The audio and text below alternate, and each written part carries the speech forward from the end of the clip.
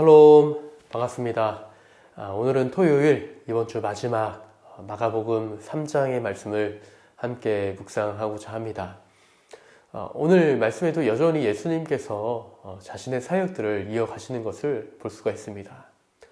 그 중에서도 특히 제자를 세우신 일도 기록하고 있는데요. 오늘 우리가 읽은 말씀을 보면 그 제자들의 이름을 하나하나 이렇게 기록하면서 성경의 저자는 그 제자가 누구인지에 대해서 쭉 나열을 하고 있습니다. 그런데 제가 이 부분을 좀 묵상하면서 재미있는 부분들을 좀 발견했습니다. 한 2명의 사람에게 별명이 지어졌다는 거죠. 먼저는 시몬에게 예수님께서 별명을 지어주셨습니다. 베드로라고 하는 별명이요. 반석이란 뜻이죠. 그가 아마도 신앙 고백했을 때에 주는 그리스도시요 살아계신 하나님의 아들이시니이다 라는 그 신앙 고백을 했을 때에 그때에 이제 예수님께서 이 베드로라 하는 별명을 지어주십니다. 그리고 또 어떤 사람이 등장하냐면요. 17절의 말씀을 보면 또 세베대의 아들 야고보와 야고보의 형제 요한이니 이 둘에게는 보아너게 곧 우레의 아들이란 이름을 더하셨으며 이 두 형제에게는요 보아너게라는 우레의 아들, 천둥의 아들이라는 별명을 지어주셨습니다. 이 별명이 지어지게 된 이유가 있는데 누가복음 9장에 그 말씀이 잘 기록되어져 있습니다. 예수님께서 주로 가버나움이라는 곳에서 사역을 했었는데요. 그곳에서 한 2년 반 정도 사역을 하시다가 이제 모든 사역을 마무리하고 남쪽에 있는 예루살렘으로 들어가시려고 이동을 하실 때였습니다. 그 예루살렘으로 지나가기 위해서 그 중간 지역인 사마리아 지역을 지나야 하는데요. 그곳에서는 유대인도 별로 사마리아인들을 좋아하지 않았고 사마리아인들도 유대인들을 서로 좋아하지 않았습니다. 그런 관계였습니다. 앙숙인 관계예요. 근데 예수님께서 그 길을 지나가셔야 했는데 사마리아인들이 예수님을 배척하고 또 예수님께 왜 이곳에 지나가느냐 하는 그러한 아마 어조로 이야기를 했던 것 같아요. 그때에 이 두 제자 야고보와 야고보의 형제 요한이 이러한 말을 합니다. 제가 한번 찾아봐 볼게요. 누가복음 9장 54절인데 제자 야고보와 요한이 이를 보고 이르되 주여 우리가 불을 명하여 하늘로부터 내려 저들을 멸하라 하시기를 원하시나이까. 이렇게 이야기하는 거죠. 예수님, 저 못된 사람들 예수님 좀 불을 명하여서 완전히 멸망시켜 주십시오. 지금 예수님도 알아보지 못하고 어찌 저 사마리아인들이 이렇게 예수님을 대접할 수가 있겠습니까? 대우할 수가 있겠습니까? 하면서 하늘을 명하여 불을 내려 저들을 좀 멸망시켜 달라고 요구하는 것입니다. 그때 예수님께서 이렇게 말씀하세요. 예수께서 돌아보시며 꾸짖으시고 함께 다른 마을로 가시니라. 예수님께서는 그 두 제자 야고보와 요한을 꾸짖으시며 결국에는 사마리아를 돌아 다른 곳으로 이동하셨던 것을 볼 수가 있습니다. 저는 이러한 예수님의 제자들을 보면서 조금은 위로가 되었어요.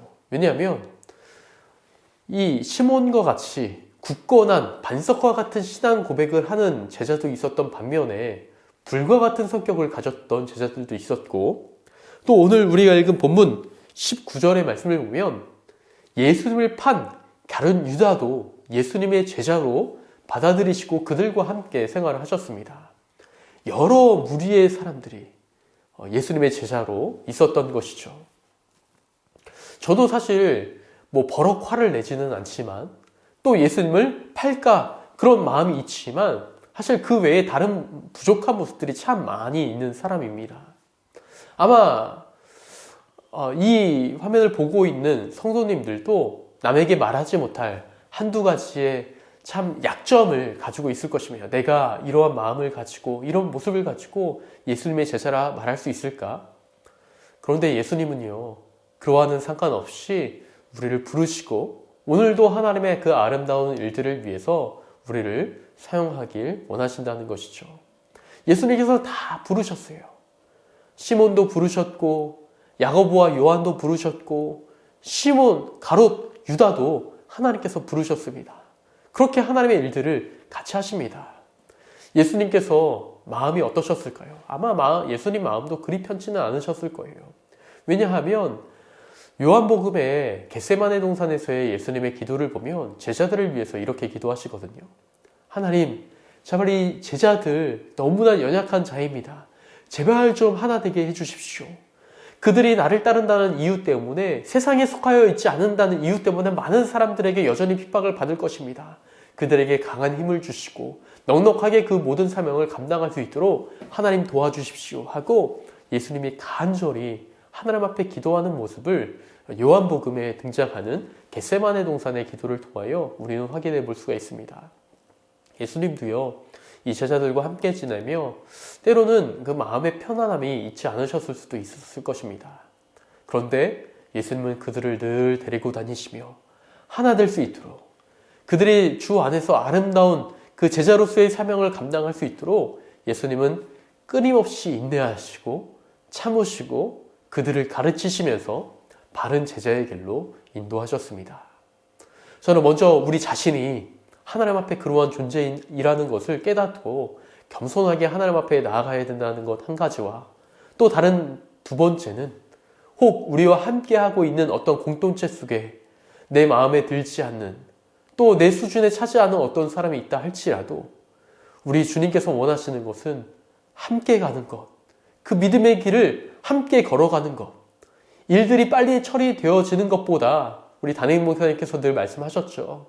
관계를 쌓아가며 하나님의 아름다운 공동체를 이루어가는 것, 그것이 매우 중요하다는 것을 우리가 기억하면서, 예수님께서 저러한 사람도 부르셨는데, 나같이 이렇게 못난 사람도 부르셨는데, 하나님께서 이 다른 사람 역시 부르시며 하나님의 그 아름다운 일에 동참하게 하신다라는 사실을 기억하면서 우리에게 주어진 오늘 하루의 삶을, 또 공동체 속에서의 삶을 감사와 찬양으로 바꾸며 하나님 앞에 올려드리며 살아갈 수 있는 이 시간, 함께 이 말씀을 나누는 우리 모든 범어의 가족이 되시기를 주님의 이름으로 소망합니다.